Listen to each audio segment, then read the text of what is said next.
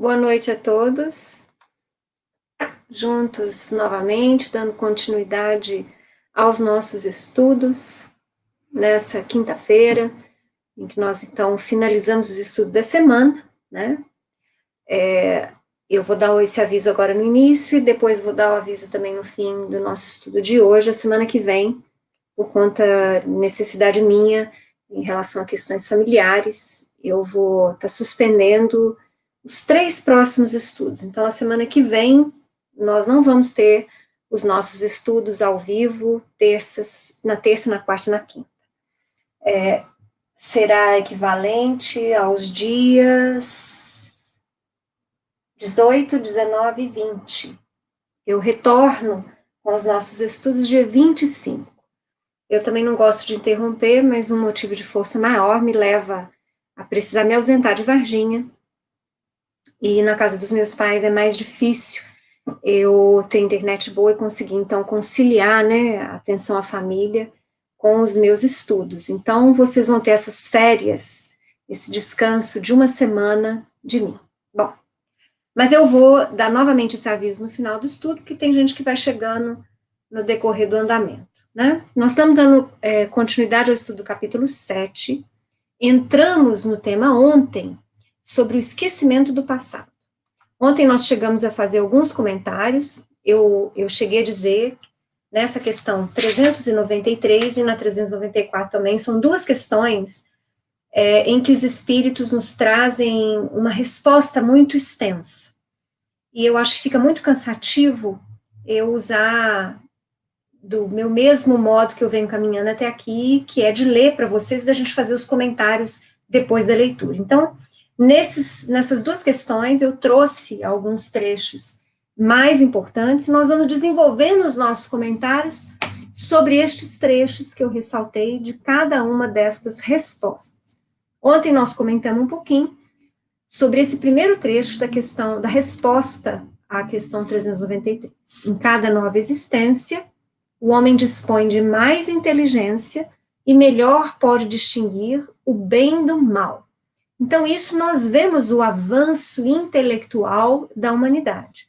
E é muito claro para a gente ver que, se nós fizermos um apanhado, a intelectualidade avançou muito mais do que a moralidade. É claro que nós temos criaturas já um pouco mais conscientes de que somos espíritos imortais, conscientes sobre a ética, mais bondosas, mais preocupadas com o seu semelhante, que cuidam de exercitar a prática da caridade, do respeito, da tolerância, mas grande parte da humanidade, encarnada e desencarnada, verdade é que avançou muito mais no intelecto do que na moralidade em si. Então, quando os espíritos dizem isso é um fato. E na medida em que nós vamos avançando intelectualmente, isso quer dizer que nós temos mais acesso a informações, ao conhecimento, conhecimento amplo. Nós não estamos falando aqui de conhecimento religioso, conhecimento da ciência, dentro da psicologia, na medicina, na geografia, na filosofia, conhecimentos vários. E essa busca e aquisição de conhecimento, segundo os próprios espíritos, faz com que, invariavelmente, nós comecemos a pensar em nós mesmos, a, digamos assim, perguntar por que estamos aqui, para o que estamos aqui, de onde viemos, né? E estas pequenas perguntas, diante do conhecimento vasto que nós vamos adquirindo, que não nos responde, faz com que nós passemos a olhar um pouco mais para dentro de nós mesmos, e é aí que o movimento do avanço moral do espírito começa a acontecer. Então, os espíritos dizem assim, olha, apesar de você esquecer tudo aquilo que você fez nas suas vidas passadas, as personalidades que você teve, nas suas experiências passadas, você traz uma bagagem intelectual mais aprimorada. Cada nova reencarnação, você está mais inteligente. O que faz com que você tenha, digamos assim, um auxílio para ser melhor. Basicamente é isso que eles falam. Mas vamos continuar. Escolhe provas análogas às de que não soube aproveitar, ou as lutas que considere apropriadas ao seu adiantamento, e pede a espíritos que lhe são superiores que o ajudem. Então, aqui eles já estão falando o que acontece com o espírito. Nós já sabemos que ao nos despedirmos da vida física, e ao nos depararmos no plano espiritual com a continuidade dessa, sem que haja um milagre, não é? Sem que nós tenhamos virado santo, e nem uma falência absoluta, sem que tenhamos sido legados ao inferno pela eternidade. Isso não acontece. Mas o fato é que o espírito, ao desencarnar, se depara com a sua realidade, sem ilusões. Se ele tem mérito, se ele foi bom o suficiente, ele vai ser amparado e pode se encontrar em regiões espirituais um pouco melhores. Mas se ele fez o mal, se ele não se deu conta de respeitar o seu semelhante, ele vai encontrar a colheita obrigatória após a morte do corpo físico, ou seja, ele vai se encontrar em planos espirituais em situações desoladoras, tristíssimas. Em ambos os episódios, porque quando eu falo para você, se você foi relativamente bom, você vai estar amparado e vai estar num plano espiritual um pouco melhor, eu não estou falando do céu. Mesmo nesse plano espiritual um pouco melhor, dizem os espíritos que todos questionam quem foram, o que produziram, e todos trazem em si, basicamente, um desejo de que gostariam de estar melhor. Mesmo aqueles nos planos espirituais inferiores, que durante, às vezes, muito tempo se revoltam, se rebelam contra Deus, se acham injustiçados, né? Acham que não deveriam estar ali, mas efetivamente se encontram em uma situação lastimável. Passado algum tempo, os espíritos começam a questionar, começam a se avaliar, e invariavelmente são visitados cedo ou tarde por um sentimento de humildade e de solicitação de auxílio a Deus. Então, nós vamos lidar, basicamente, desde os planos inferiores aos planos medianos, com a constatação do espírito de que ele poderia ter feito mais e melhor. Mas aqui nessa resposta, que na verdade vem da pergunta, porque Kardec justamente questiona na pergunta, eu deveria ter lido de novo a pergunta, né?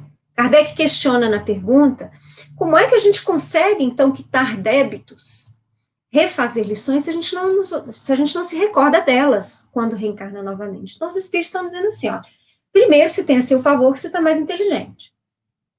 Então, isso já é um auxílio. E, geralmente, o espírito, principalmente aqueles que podem participar das escolhas, das provas e expiações às quais se sujeitarão quando reencarnarem, eles já sabem, quando desencarnados, exatamente onde erraram, ou têm uma ideia quase certa disso. Então, geralmente, as escolhas dos desafios são muito próximos àqueles em que ele faliu. Mesmo os espíritos que reencarnam compulsoriamente, porque aqui nessa afirmativa dos espíritos que eu ressaltei, que está na resposta do livro dos Espíritos, Kardec fala basicamente daqueles que podem participar das escolhas dos projetos reencarnatórios, mas nós já estudamos aqui sobre as reencarnações compulsórias, e não pensem vocês que são elas poucas, não. É só que a gente faça um olhar rápido pela humanidade, pelos nossos irmãos que reencarnam em todo o globo terráqueo, e a gente vai fazer uma ideia já se eles efetivamente puderam participar de forma lúcida e independente dos seus projetos reencarnatórios, ou se na grande maioria são reencarnações compulsórias, é a atuação da lei, através de benfeitores e de mentores. Então, os benfeitores e os mentores, quando atuam em nome da lei, a fim de recolocar no caminho aquele espírito que se transviou, eles vão observar a mesma coisa. Eles vão observar, eles já sabem antecipadamente a necessidade de aprendizado, onde se dá, onde aquele espírito caiu mais, onde ele faliu mais, o que ele ainda não consegue aprender.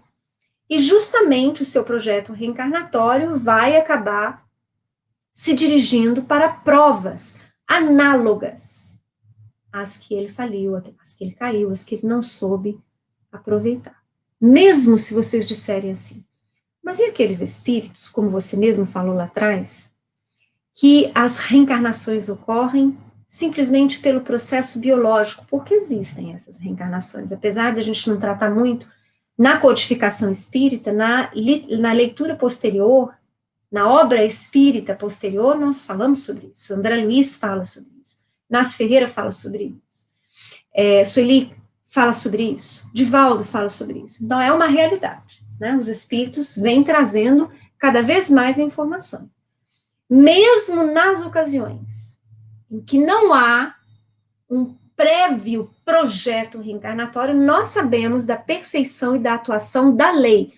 Ontem nós chegamos a comentar sobre a lei de atração. Denise até falou que Haroldo disse que é a lei do amor. Mas vamos dizer que é a lei da atração. É justamente essa lei que nós temos pálida ideia de como funciona, que atrai e que faz com que este espírito vá atravessar os desafios e as dificuldades que ele precisa para o seu aprendizado. Percebam que não é para a sua nova falência, mas para o seu aprendizado. Vamos continuar. Tendes essa intuição no pensamento, no desejo criminoso que frequentemente vos assalta e a que instintivamente resistis. É a voz da consciência que vos fala. Então, aqui dentro do texto, os espíritos estão falando que apesar de nós não nos recordarmos do nosso passado, dos nossos débitos, das nossas faltas, a intuição que trazemos e as nossas tendências instintivas indicam para aqueles que prestarem atenção em si próprios, para aqueles que buscarem conhecer-se, a necessidade que você tem de aprender. A tarefa que você tem a realizar. E dão uma pálida ideia de quem você foi e daquilo que você fez. Então, nós não estamos cegos à deriva. Vejam só que lá no início do Livro dos Espíritos, né, os Espíritos disseram que Deus está inscrito dentro de nós, na nossa consciência. Então, as nossas necessidades de aprendizado, uma vez que o nosso caminho, Deus nos atrai, não existe retrocesso dos espíritos, o caminho é de avançar, é de progredir, é de evoluir, nós estamos condenados a sermos felizes como espíritos puros, independente do tempo que a gente vai levar, o caminho é para frente. Então, é essa consciência que é a presença de Deus em nós, agindo através da intuição, que vai nos direcionando. Talvez essa seja das questões mais essenciais quando se fala em autoconhecimento. Quando se fala em reforma íntima. Porque reforma íntima é autoconhecimento. Não duvidem disso.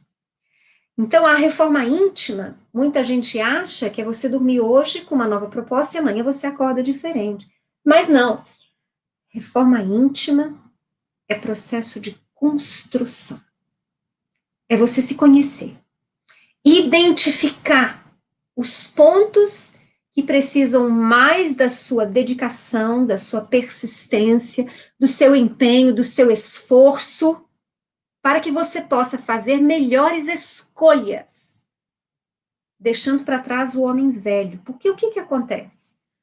Nós falamos no comentário anterior que muitas das provas que são escolhidas ou que a lei atrai o espírito quando reencarna, são situações muito similares às que ele já passou e falhou.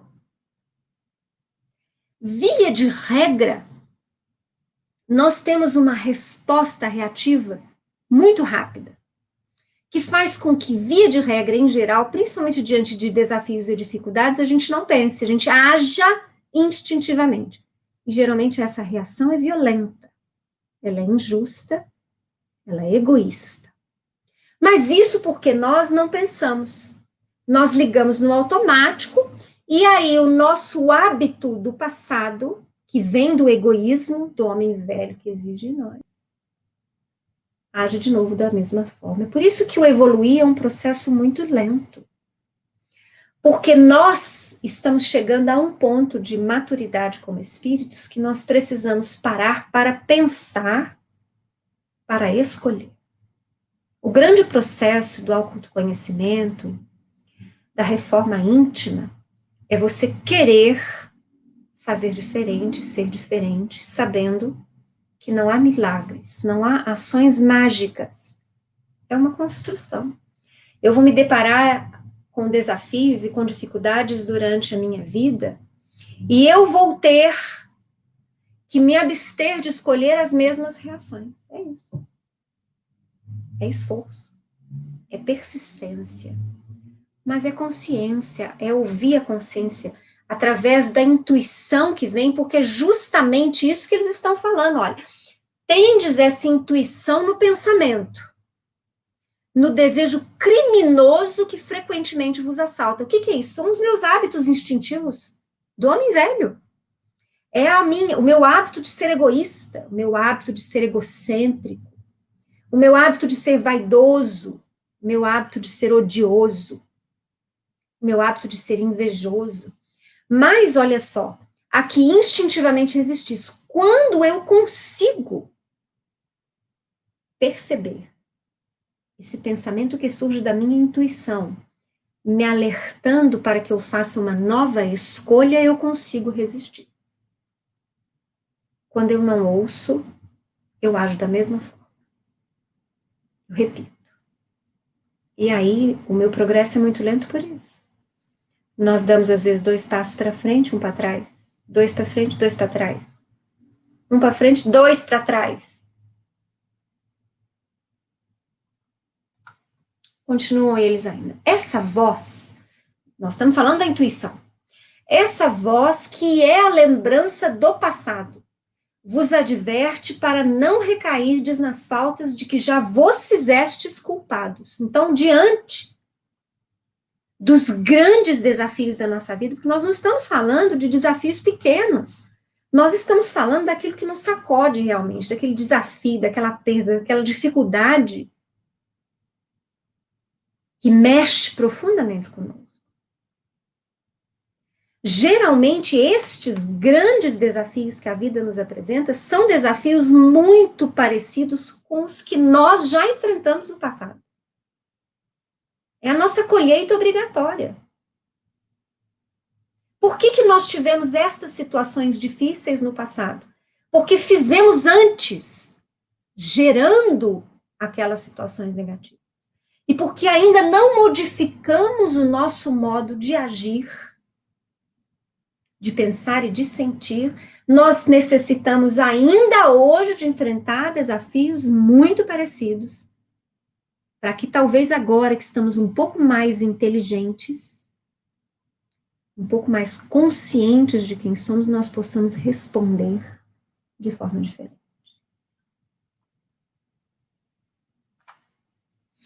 Há mundos cujos habitantes guardam lembrança clara e exata de suas existências passadas.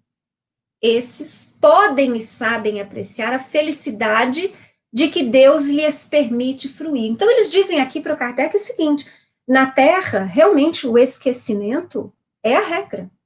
Mas existem mundos cujos habitantes se recordam das suas experiências pregressas. E nestas situações em que há esta recordação muito mais nítida, eles apreciam a felicidade que Deus lhes permite fruir. Outros há, porém, cujos habitantes, achando-se em melhores condições que vós na terra, não deixam de experimentar grandes desgostos, até desgraças. Esses não apreciam a felicidade. Então, veja só, Kardec diz que não é só na Terra que nós não sabemos apreciar a felicidade quando ela também habita conosco.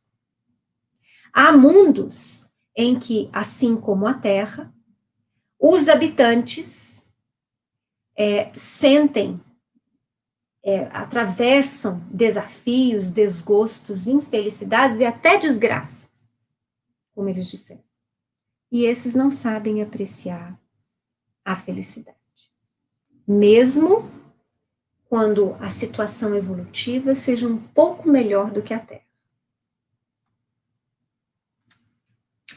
No esquecimento das existências anteriormente transcorridas, sobretudo quando foram amarguradas, não há qualquer coisa de providencial e que revela a sabedoria divina? Quer dizer, você esquecer de um erro seu.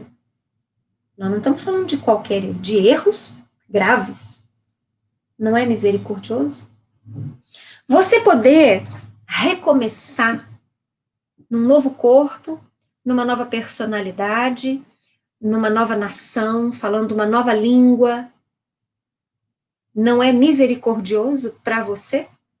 Será mesmo que seria interessante para nós nos recordarmos de tudo? Divaldo Franco, eu acho até que eu já contei esse episódio aqui em alguma outra das nossas aulas passadas. Divaldo Franco contou uma vez, eu participei de um seminário em que ele estava apresentando um estudo, que ele jovem ainda, né, ele andava pela rua, nesse dia específico, pensando que ele gostaria muito de saber quem ele tinha sido na vida passada. Que país que ele teria nascido, que língua ele falava, quem ele fora. Ele vinha pensando isso, como eu tenho certeza todos nós já pensamos. Já pensamos e ainda pensamos. E que enquanto ele alimentava estes pensamentos de curiosidade, ele escutou bem nítido uma voz severa, séria, dizendo assim para ele, bem nítido: se eu fosse você, eu não ia querer saber. E ele diz que depois que ele ouviu isso, e ele sentiu a seriedade na afirmativa, e ele sentiu mais ainda a energia que veio com essa informação de que ele não tinha sido boa coisa, e ele nunca mais quis saber. Ele disse que ele mudou, ele, no mesmo caminhar na calçada, ele se apercebeu da lição, daquilo que tinha sido dito sem palavras e falou assim, não, ainda bem que eu esqueci. Porque aí eu posso... Então, nós somos assim. A grande maioria de todos nós. Em especial os espíritas, porque não é um espírito que fala, são vários que falam, que dentro do movimento espírita existem almas falidas. Almas que estavam desesperadas na espiritualidade, que justamente solicitaram nova oportunidade reencarnatória, e por algum mérito, mínimo que fosse, receberam a oportunidade, inclusive, de ter conhecimento com a doutrina espírita, a fim de que não caíssem novamente. Então, apesar da minha curiosidade, que eu acho que não é coisa só de mulher, viu, gente? Porque eu acho que essa curiosidade, ela é geral, é porque a gente tem a curiosidade para depois cair em si. Então, eu começo querendo saber, aí, de repente, eu me dou conta e falo assim, não, eu devo ter sido terrível. Deixa eu ficar sem saber. Essa é a questão. Nos mundos superiores, quando recordá-las já não constitui pesadelo, é que as vidas desgraçadas se apresentam à memória. Isso eu já falei antes, quando nós comentamos as questões que Kardec apresenta aos espíritos sobre esse despertar na erraticidade, quer dizer, depois que nós desencarnamos, chegamos já como espíritos desencarnados, se a gente lembra de tudo. E vocês vão se recordar, aqueles que estavam comigo desde o começo, que eu falei para vocês que não, esta lembrança não é imediata. E via de regra não é nem rápida. Porque nós só vamos recobrando as nossas lembranças na medida em que nos equilibramos o suficiente, somos fortes moralmente o suficiente para lidar com estas lembranças. Então, vocês vejam qual não deve ser a carga das nossas sombras, dos nossos erros pretéritos. Se a gente tiver alguma dúvida, é só fazer uma viagem pelos livros de história e ver como era a vida, como eram os povos, seus costumes sangrentos, suas guerras infinitas, sua ganância, sua vaidade, sua crueldade, fomos nós. Esse é o nosso passado. Mesmo que um ou outro pense, mas eu não acho que eu seja originário da Terra. Pior ainda, quer dizer que somos espíritos em degredo. Imaginem a carga de débitos que trazemos para precisarmos ter sido expulsos de outro planeta. Então, o esquecimento na reencarnação é misericórdia de Deus. Nós não podemos duvidar disso. Se em alguns instantes passar por breve momento no nosso pensamento, mas se eu lembrasse ia ser mais fácil consertar, esqueça. Não ia ser mais fácil. Nos mundos inferiores, a lembrança de todas as que se tenham sofrido não agravaria as infelicidades presentes? É claro que sim. Eu não sei quanto a vocês. Eu até já fiz esse comentário aqui antes. Tem coisas da minha adolescência, da minha juventude, que eu gostaria de esquecer. Porque toda vez que eu lembro, eu me arrependo. O que eu tenho a meu favor e que não me abato é que hoje eu sou uma pessoa diferente. Então, eu soube usar os meus erros como instrumentos, mecanismos de aprendizagem para não repeti-los e ser hoje uma cristiane diferente. Mas vocês imaginam que a nível de evolução do espírito, nem sempre a gente consegue consertar todo o mal que fizemos. Em geral, os espíritos dizem que o nosso pagamento é em suaves prestações. E que em toda oportunidade que nós demonstremos um aprendizado pequeno que seja no campo do amor, esse amor cobre a multidão de pecados.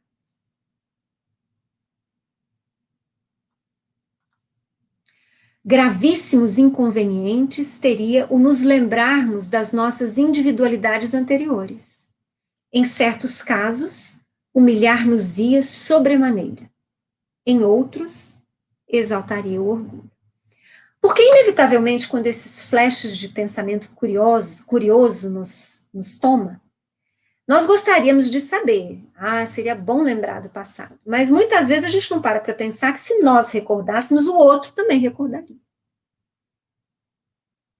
Então, o outro também saberia quem fomos e o que fizemos.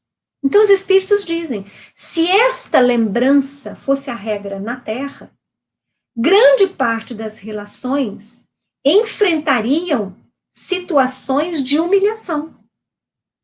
Quando você teria vergonha do que você fez, do que você falou, do que você sentiu, de como você agiu.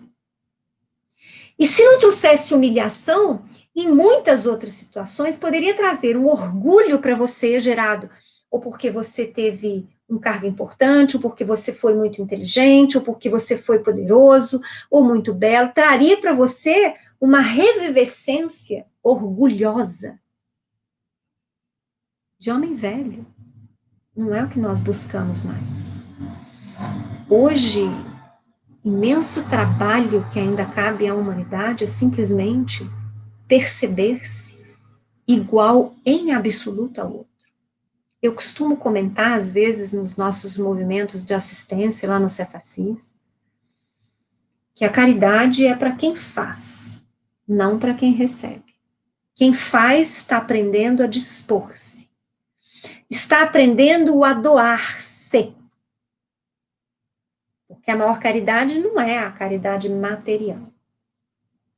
É você se encontrar em situação absolutamente igual àquele que você estende a ajuda que é possível ofertar. Não há nada que nos diferencie. Nada, em absoluto. Então, como é que eu vou me utilizar de um mecanismo que seria a lembrança das minhas personalidades passadas? E isso poderia ou me rebaixar demais, eu me sentiria humilhado, ou me exaltar demais, eu seria orgulhoso, quando, na verdade, o grande processo de aprendizado hoje é de respeito, porque somos iguais. Pensem sobre isso. Para nos melhorarmos, dá-nos Deus exatamente o que nos é necessário.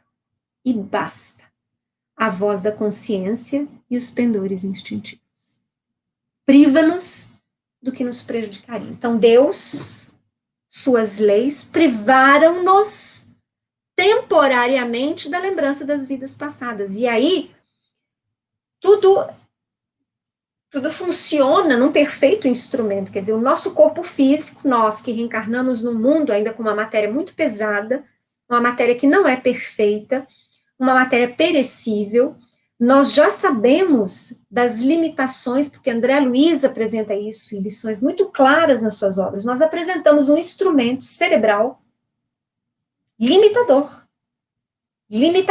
às potências do nosso espírito, e isso tem o objetivo, inclusive, de evitar que nós acessemos todo o nosso arquivo do subconsciente.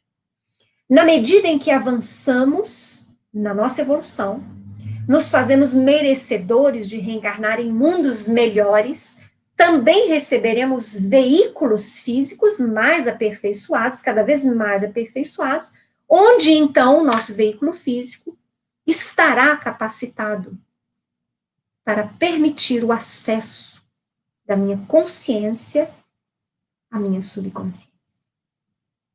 Pensem sobre isso.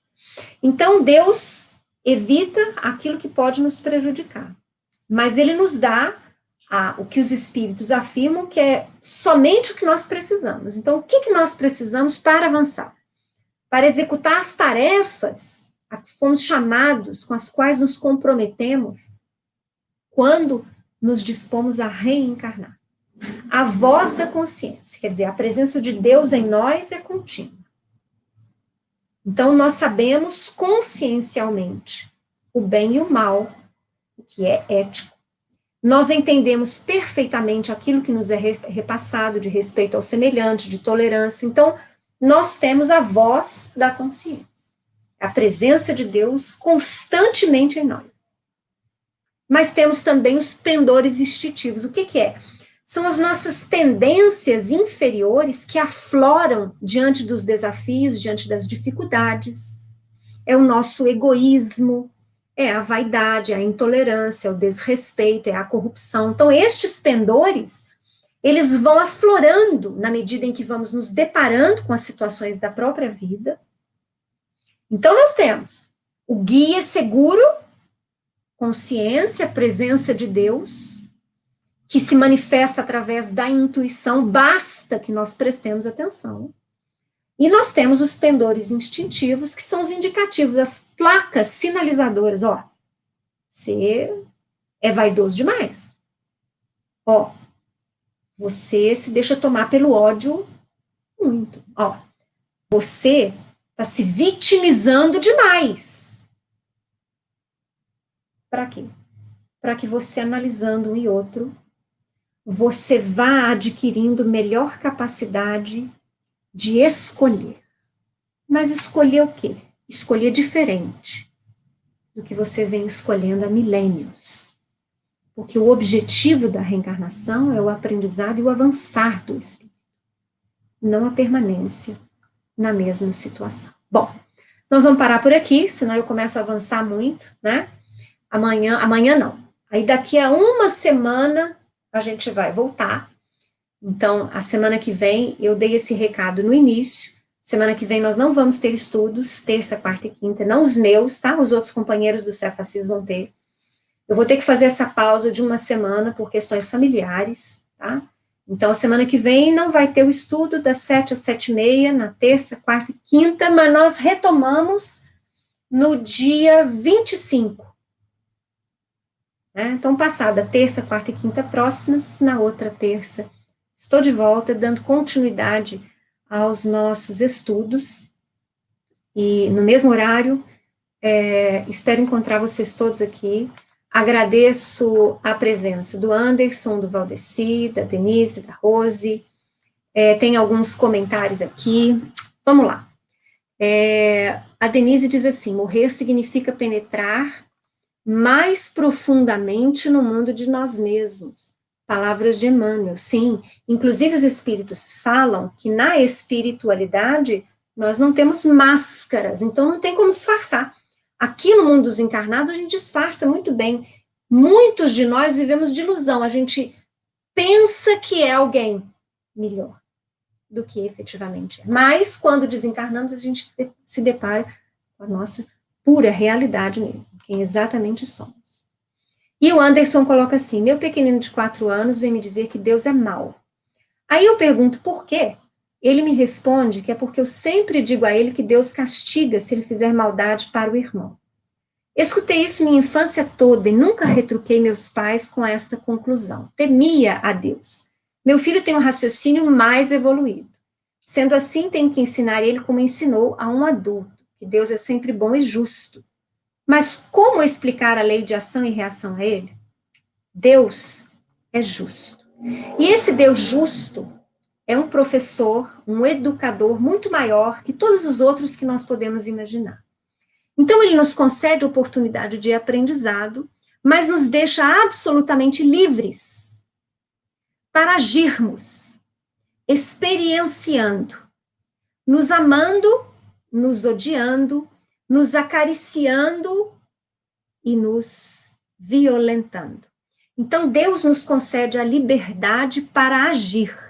Quanto mais imaturo é o homem, mais ele machuca o seu semelhante, é a ação, mas o seu semelhante vai responder com a reação machucando-o. E nessa troca é que nós vamos avançando. Então, você pode dizer para o seu filho, Anderson, que quanto mais o menino faz maldade com o outro, ele vai acabar recebendo maldade, se não daquele que ele feriu, de algum outro, porque sempre vai ter algum menino mais forte que ele, mais inteligente que ele. E então, Deus permite que isso aconteça. Deus é bom e justo, mas ele é educador, ele fica nos observando.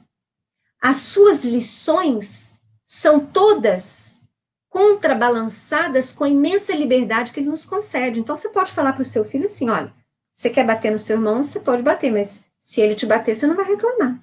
Porque na vida é assim. Quando você bate, você muitas vezes vai receber também a surra. Quando você ama, você muitas vezes vai receber amor. Ah, mas e quando você doa-se e recebe ingratidão? Ele pode falar, apesar que nessa idade de 4 anos, eu acho que ele ainda não vai falar, mas ele vai chegar a falar lá na frente. Por que Deus permite? Porque um dia lá atrás, muito provavelmente, você também fez errado. E nós precisamos aprender a humildade.